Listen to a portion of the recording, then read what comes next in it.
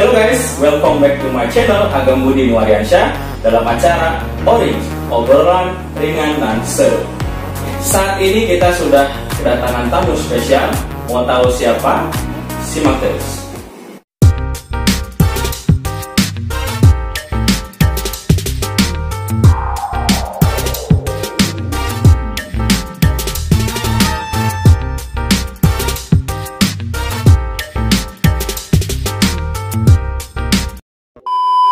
Tamu spesialnya itu adalah Captain Yopi.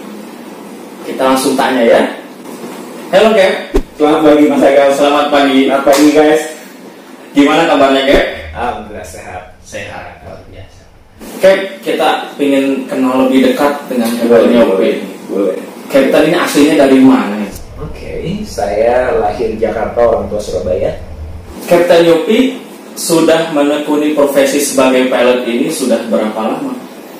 Dari sejak tahun 92, berarti udah 29 tahun. 29 tahun ya. Wah, lama juga ya.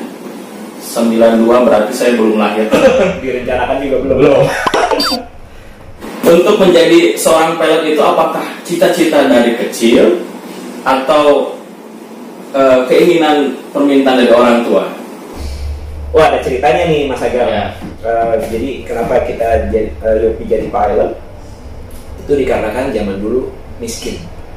Oh, Kenapa? Karena pas lulus SMA daftar perguruan tinggi negeri nggak keterima, daftar perguruan tinggi swasta namanya Perbanas, lulus. Nah, saat kita mau masuk pasti kan ada uang pangkalnya, iya betul. uang masuknya. Besarannya 900.000 saat itu, dan keluarga nggak punya uang. Wah, gimana? Ya Tuhan, gimana nih? Saya nggak kuliah, teman-teman pada kuliah, nggak asik banget sih gitu. Tapi suatu ketika kita akan menemukan saat itu majalahnya majalah Tempo ada pembukaan lowongan kerja untuk jadi pilot di perusahaan Merpati Nusantara Air. Saat itu masih ada. Nah, daftar nomor urut saya 931, kurang lebih saat itu 1.200-an lah yang mendaftar. Tes lulus, total yang diterima saat angkatan itu 64 orang. Dari 1.000 yang diterima 64 orang. Yang menariknya lagi, setelah lulus kita diberi beasiswa. Berarti sekolahnya gratis. Ya, sekolah gratis. Sekolah gratis. Dikirim ke luar negeri, ke Australia, Adelaide. Terus dapat uang saku. Lalu bisa gaya-gaya karena dapat uang saku. Terus yang menarik lagi, lulus dari sekolah kita dapat kerja karena ikatan dinas. Ya. Di Bupati. Oke. Itu sangat seru ya. Tentunya menjadi pilot itu kan secara fisik mental itu harus baik, prima ya.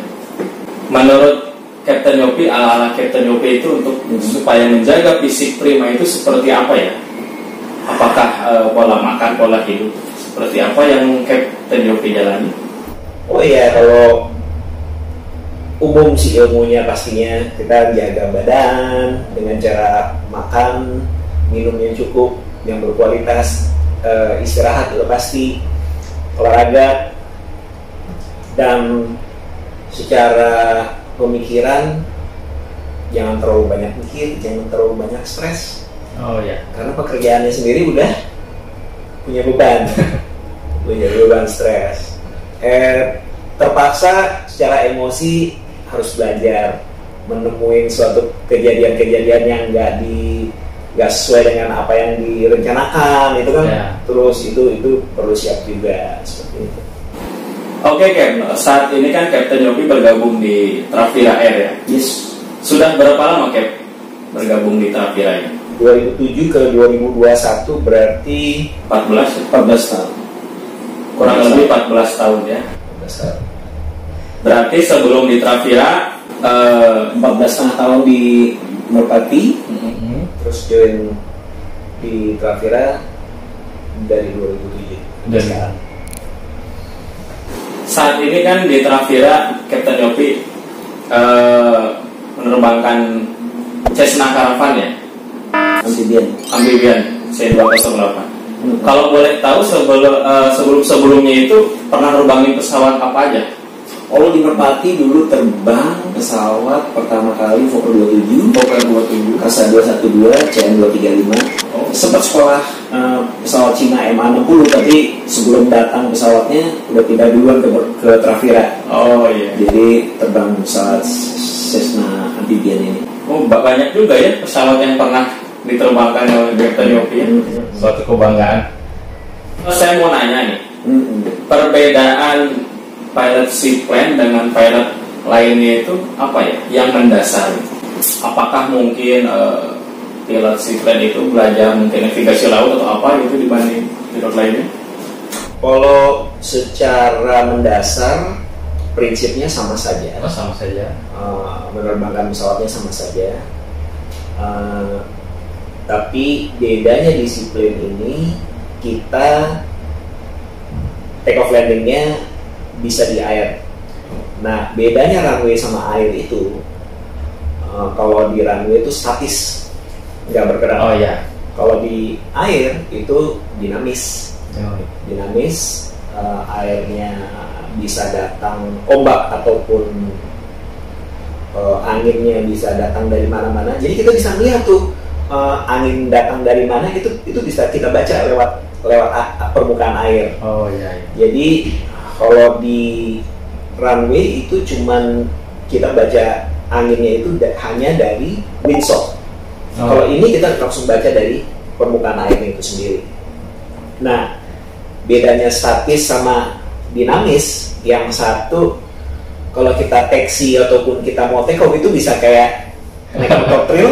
Gitu. Nah, itu jadi terkesan seperti naik motor trail atau melakukan suatu kegiatan off-road seperti itu bedanya dengan pesawat biasa yang take off landingnya di runway. Nah, dan yang menarik lagi saat pertama kali mau landing di air, yang perlu kita cermati adalah landing gear-nya itu harus naik.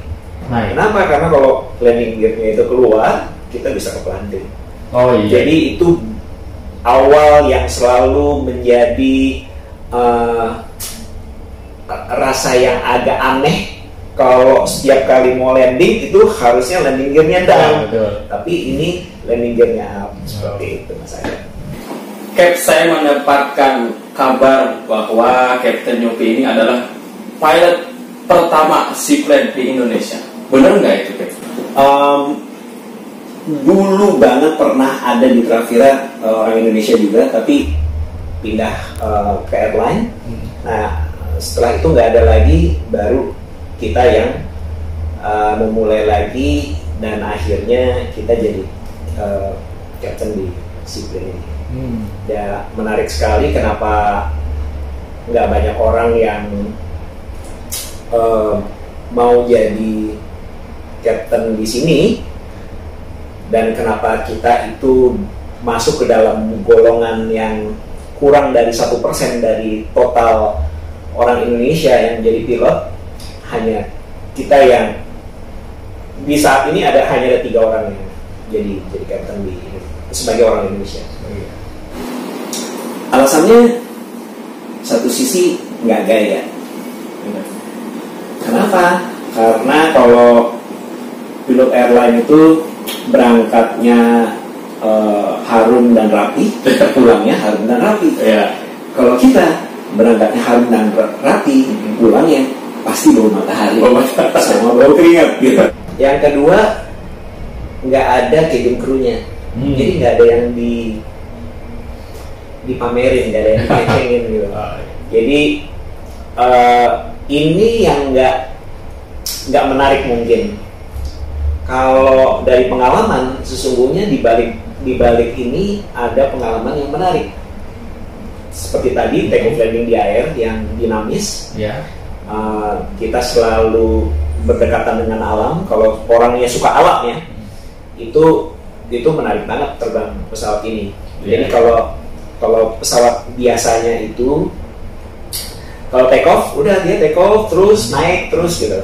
Kalau kita nggak, bisa saja take off, kita turun lagi untuk cruising 100 feet di atas air, dan kita bisa dada-dada sama nelayan gitu loh. Itu perasaan yang nggak pernah akan bisa didapat di pesawat-pesawat besar pastinya kayak gitu.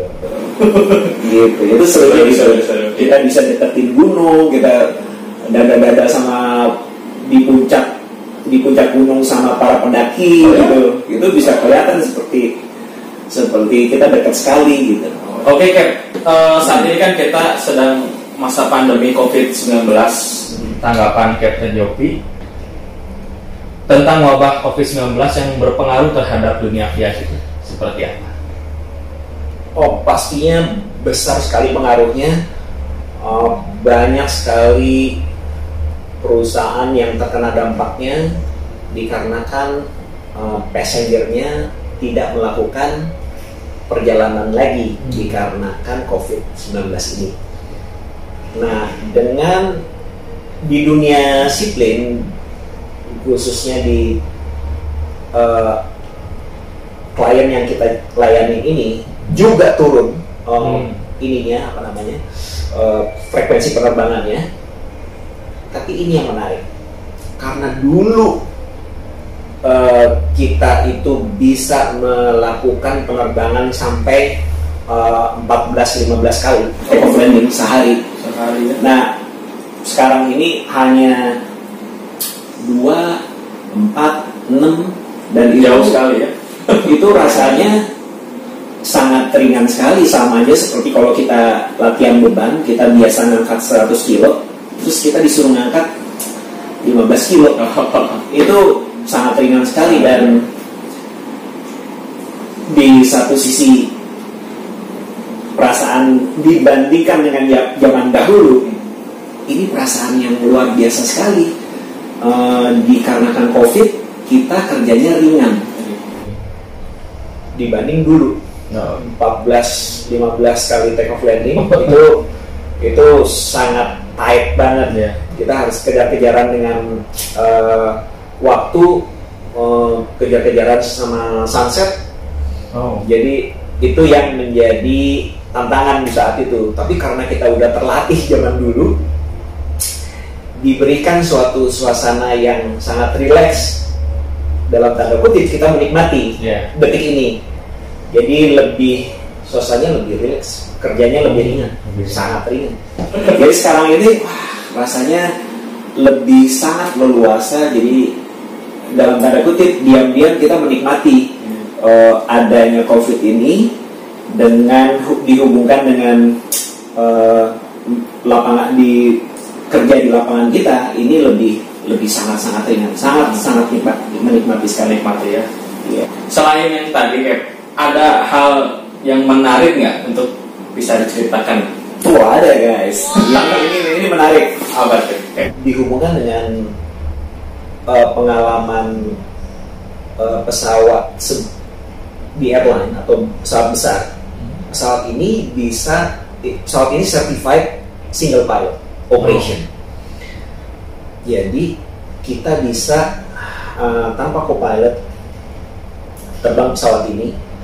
Dan ini kejadian lucunya. Jadi waktu itu ada penerbangan ferry dari Halim menuju Denpasar. Memang saat itu autopilotnya tidak, dalam tanda kutip, rusak lah, tidak berfungsi. Jadi kita terbangnya manual, dan itu boleh. Dan perjalanan dari Halim menuju Bali itu 3 jam 45 menit. 3 jam 45 menit. Nah, di dalam pesawat itu udah makanan udah lengkap gitu, sudah standby. Nah, karena kita makan terus, semangat kan, menikmati. Nah, di atas Madura kebelet pipis. gimana ya? Ini salah satu contoh botol yang kita bawa. Ya. Kalau cuma segini nggak cukup. Nah, menariknya kita membawa satu plastik panjang yang isinya mono-use cup. Jadi gelas yang kita pakai sekali pakai, buang, sekali pakai buang. Nah, ini menarik nih. Plastiknya kan panjang nih. Ya. Oke, isinya kita buang. Ya. Cukup dong segini ini gitu loh. Nah, dites dulu plastiknya. Oh, nggak bocor. Udah nih. Eksekusi dengan. Nah, jadi problemnya autopilot ini dalam hitungan detik itu kalau autopilotnya di on itu pesawatnya akan begini. Gitu. Iya. Makanya autopilotnya nggak dipakai dan kita terbang manual. Tapi bagaimana caranya kalau kita terbang manual terus kita mau pipis gitu, nggak bisa. Jadi caranya adalah kita siapkan beberapa detik untuk autopilot on dan melakukan eksekusi. Oke, udah siap-siap, udah buka semua celana, terus plastik udah siap juga gitu. Oke, autopilot on. Nah, kita pipis. Ya. Ternyata di plastik itu bawahnya nggak bocor, tapi di samping plastik itu bolong. Ada yang bolong ya. Jadi sampai kita nggak sadar karena akan hal itu. Kok basah? Oh, ternyata sampingnya bolong. Panik. Ya. Bagaimana caranya agar pesawat ini nggak basah semua dengan pipis kita gitu. Menariknya di samping pintu kita ini ada jendela kecil. Ya. Itu pemikiran yang sungguh cepat sekali. Buka jendela kecil ini dan kita berusaha membuang plastik ini keluar. Tanda kutip dalam hati. Entar lo kena orang-orang di bawah kena kena pipis kita gitu. Itu ketinggiannya 10.000 feet. Tapi apa yang terjadi? Dengan kecepatan 140 knots, artinya tekanan di luar itu kan besar sekali. Saat kita buang plastik ini keluar, pecahlah plastik itu. Jadi air pipisnya itu membasahi kita semua. Jadi kita bisa tahu bahwa air seni itu ada 3 rasanya.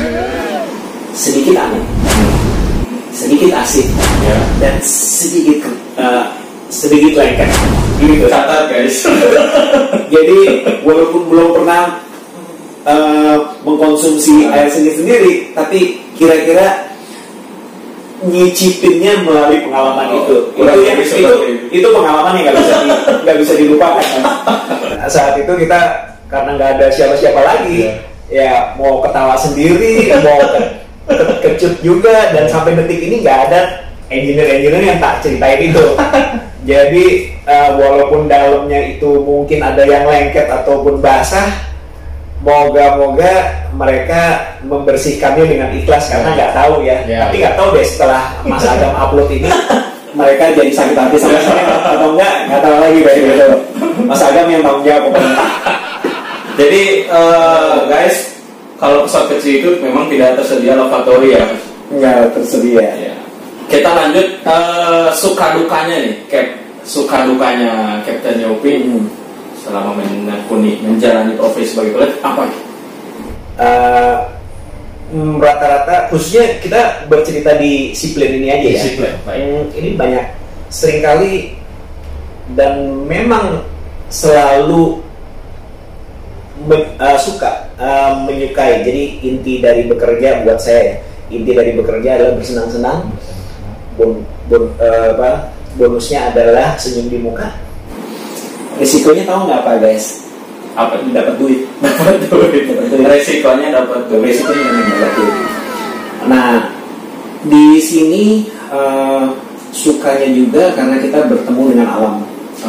Terbangnya rendah karena kita bisa melihat pemandangan alam yang Indonesia yang luar biasa. Terus kita sangat akrab dengan pengalaman terbang yang dinamis, take off landing yang dinamis itu tadi. Terus pernah satu kejadian suatu kita training namanya beaching. Jadi saat itu kita udah bersiap, poinnya kita pakai celana pendek untuk mempersiapkan celana pendek untuk istilahnya beaching. Beaching itu menyandarkan pesawat ke pantai, gitu. Take off landing, terus kita landing, terus deketin pantai, kita mundurin pesawatnya, kita shutdown, terus kita ambil jangkarnya, kita ikat pesawatnya itu melalui tali, jangkarnya kita tancapin di ke pasir pantai. Nah, yang menarik adalah kita merasakan suatu kebebasan yang tidak didapat dialami di penerbangan pada umumnya. Karena kita bersentuhan sama alam. Betul. Kita bersentuhan sama mungkin saat itu yang nongkrong ada orang desa jongkok, ini ngapain? Gini, padahal kita lakukan training. Kita berenang, terus setelah selesai, udah kita bisa ambil lagi ininya, jangkarnya kita dorong dulu pesawatnya sedikit, kita ambil jangkarnya, kita simpan, terus kita start. Nah, yang menarik adalah saat kita start itu, ini training yang sangat extremely serius, melebihi trainingnya apapun pesawatnya. Training di pesawat lain itu kalah serius sama ini. Yang mau diceritakan adalah saat kita start engine itu, kita pakai celana pendek dan kita nggak pakai baju. Oh ya? Iya, gitu. Karena abis dari pantai itu kan, abis pantai dari beaching itu, terus saat itu sempat saya videoin, cuman videonya hilang saat ini. Menariknya, tiap kali kita bertemu dengan teman-teman yang terbang pesawat gede gitu, bisa cerita ke mereka bahwa gue yakin training lo nggak seberapa serius dibanding dengan training gue gitu. Gue kasih lihat lah video bagaimana kita terbang celana pendek, nggak pakai baju, dan kita mulai start engine taxi. Dan setelah mereka melihat itu, wah, jelas aja mereka ketawa gitu. Perbandingannya apa yang mereka lakukan, dia pikir kan mana mungkin ada yang lebih serius dibanding training di simulator gitu. Ternyata gambarannya adalah sedemikian funnya training kita itu, dengan menunjukkan suatu gambaran bahwa training kita itu nggak pakai baju loh, cuma pakai celana pendek loh gitu loh, dari pantai loh kayak gitu. Jadi ya pas kita kembali lagi ke base, ke rem, ke hanggar, dan semua para engineer pada bengong, ini apa sih yang dilakukan pilot nih, terbang nggak pakai baju gitu. Hal menegangkan ada nggak? Hal yang menegangkan apa? Ya, paling cuaca atau gimana? Lebih cenderung kalau cuaca umum, tapi kalau ombak yang besar itu yang challenging. Ombak yang besar itu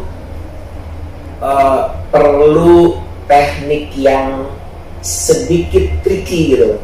Jadi bagaimana kita itu terbang di antara mampu menghasilkan lift atau terbang dan mendekati dengan stall.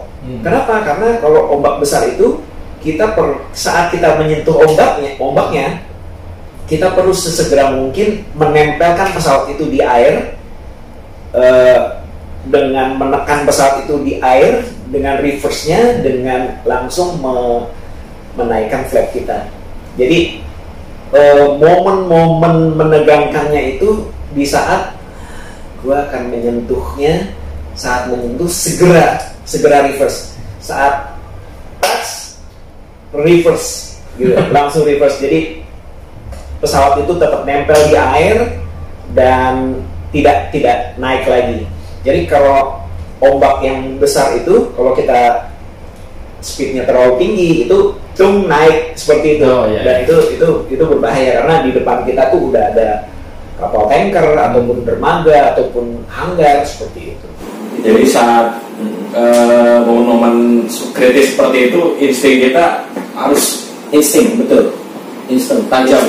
Betul. Jadi di sanalah letak pentingnya training, tidak hanya secara teknis tapi secara mentalnya di sana. Oh iya. Jadi makin kita punya toleransi, jadi kita juga nggak bisa melampaui toleransi yang kita udah buat sendiri. Kenapa? Karena kita berhubungan dengan peluang dan risiko. Kita berkompromi. Kalau take off-nya dari sini, kita dapetin peluangnya sekian, risikonya sekian. Kalau kita take off-nya dari sini, peluang dan risikonya seperti ini. Itu semua yang kita hitung. Jadi inilah yang kita pertimbangkan setiap kali mau take off sama landing. Nah, menariknya take off sama landing ini nggak pernah ada yang sama satu sekalipun. Jadi tadi gue take off pagi lewat sini, sekarang gue take off lagi lewat sini juga nggak bisa. Jadi ombaknya udah berubah, anginnya udah berubah, beratnya udah berubah, temperaturnya udah berubah, nggak bisa disamain. Jadi sesungguhnya lebih cenderung tiap kali kita terbang itu adalah pengalaman baru, pengalaman yang menarik sebetulnya. Walaupun memang kita berjaga-jaga kalau momen-momen menegangkan itu tidak dapat kita abaikan, khususnya kalau ombaknya besar. Itu aja kendala kita kalau ombaknya besar. Oke. Luar biasa ya, sangat seru sekali perbincangan kali ini. Oke, tak terasa ya kita larut dalam perbincangan yang sangat menarik, seru, sangat unik dibahas. Kira-kira harapan Kapten Yopi ke depannya untuk dunia aviasi itu seperti apa ya? Ini menarik, kalau di 2021 ini kita udah sering kali melihat gambaran-gambaran di masa depan setiap orang bisa terbang. Melalui apa? Melalui drone yang besar. Jadi bagaimana cara trainingnya itu persis sama seperti kalau kita menggunakan layar komputer atau flight simulator, cara terbang itu sama. Jadi menariknya pesawat masa depan itu dapat dimiliki sendiri, kecil untuk diri sendiri. Jadi saya sedikit melihat kemungkinan pilot itu akan semakin banyak. Jadi istilahnya setiap orang akan bisa terbang sebetulnya dengan dia menggunakan pesawat komersial ataupun pesawat elektronik. Jadi mesinnya itu tidak lagi menggunakan bahan bakar, tapi menggunakan baterai, menggunakan listrik. Jadi ke depan lebih optimis buat semua dari kita mendapatkan kemungkinan untuk terbang. Jadi lebih optimis justru. Kalau dulu lebih terbatas karena sekolah terbangnya udah setahun, terus harus melalui training lagi, dari junior lagi. Terus kalau ini sepertinya akan jauh lebih mudah. Setiap orang bisa terbang karena bantuan teknologi yang semakin canggih ini, dan bahkan bisa terbang dan bisa landing, lebih cenderung landing di mana aja. Kalau ini ya bentuknya seperti rotary wing, rotary wing ya, seperti helikopter ataupun drone, itu bisa landing di mana saja. Dan itulah sepertinya masa depan yang akan kita temui, dan optimismenya bisa dikatakan bahwa setiap orang akan bisa terbang asal dia comply dengan teknologinya gitu. Oh iya. Nah, yang menarik adalah teknologi yang bergabung dengan manusia, bergabung dengan alam, itu menarik. Ada di pesawat besar, pesawat modern, mereka manusia dengan teknologinya bergabung, tapi alamnya tidak, yaitu pesawat-pesawat modern. Tapi kalau pesawat-pesawat seperti ini, seaplane itu terdiri dari 3 komponen tadi. Ada teknologinya, ada manusianya, ada alamnya. Interaksi antara 3 hal ini itu sangat menarik. Dan ini nggak ditemuin di pesawat atau enggak operasi yang menggabungkan hanya 2 hal, manusia dengan teknologi. Ya, pilihan sih, mungkin saat ini belum dilihat ya sama semua orang, bahwa emang belum banyak terekspos, karena keindahannya itu ada di 3 hal ini. Interaksi antara manusia, teknologi, sama alam, itu menarik sekali, luar biasa. Oke, apakah ada pesan untuk generasi penerus yang ingin menjadi pilot, Ken? Hubungannya lagi tadi seperti yang gambaran masa depan. Buat yang mau jadi pilot, jelas lebih memungkinkan, dikarenakan segala sesuatunya menjadi lebih mudah. Oh ya. Dengan teknologi, semuanya menjadi lebih mudah. Melalui latihan di flight simulator ataupun di komputer, itu cara terbangnya persis sama seperti kalau kita menerbangkan drone. Itu kalau rotary wing ya. Cuman kalau pesawat nggak tahu lagi ya. Mungkin pesawat ini masa depan nanti nggak perlu lagi landasan terlalu banyak. Pesawat tuh mungkin bisa naik dan VTOL ya? Iya, vertical take-off. Itu vertical take-off landing. Jadi mungkin masa depan nanti akan lebih banyak lagi jenis-jenis pesawat yang vertical take-off landing. Peluang untuk orang yang mau jadi pilot jauh lebih besar, karena teknologinya udah ada, cara pengoperasiannya itu semudah dengan simulator itu, caranya dengan simulator itu dengan cara menerbangkannya itu hampir sama seperti itu. Sama kayak Tesla udah bisa, mungkin tinggal pencet, dia dari satu titik ke titik yang lain dia udah menuju ke titik itu. Nggak mungkin juga pesawat juga seperti itu, dengan satu program dia bisa tanpa dikendalikan lagi sama manusianya. Mungkin manusia hanya menjadi sebagai operator saja. Jadi dalam tanda kutip itu bukan pilot lagi, tapi lebih cenderung namanya operator. Nah, cuman sampai detik ini belum ditemukan suatu teknologi bagaimana pesawat seaplane itu dikendalikan oleh komputer atau teknologi untuk take-off landing di air. Kesimpulannya, rasa kita bisa take-off landing di air itu rasanya seperti kita melukis. Ini loh hasil lukisan gua, this is my signature. Lukisan yang bagus yang sama ini juga bisa diproduksi oleh secara modern, bukan secara manual, secara modern. Modernnya yaitu dengan cara ngeprint, kualitasnya sama. Betul. Yang beda apa? Feelnya nggak ada. Tapi yang di pesawat manual ini masih ada feelnya. Kualitasnya, nyampenya tetap bagus, bisa nyampe, bisa melaksanakan fungsinya. itu dua-duanya bisa.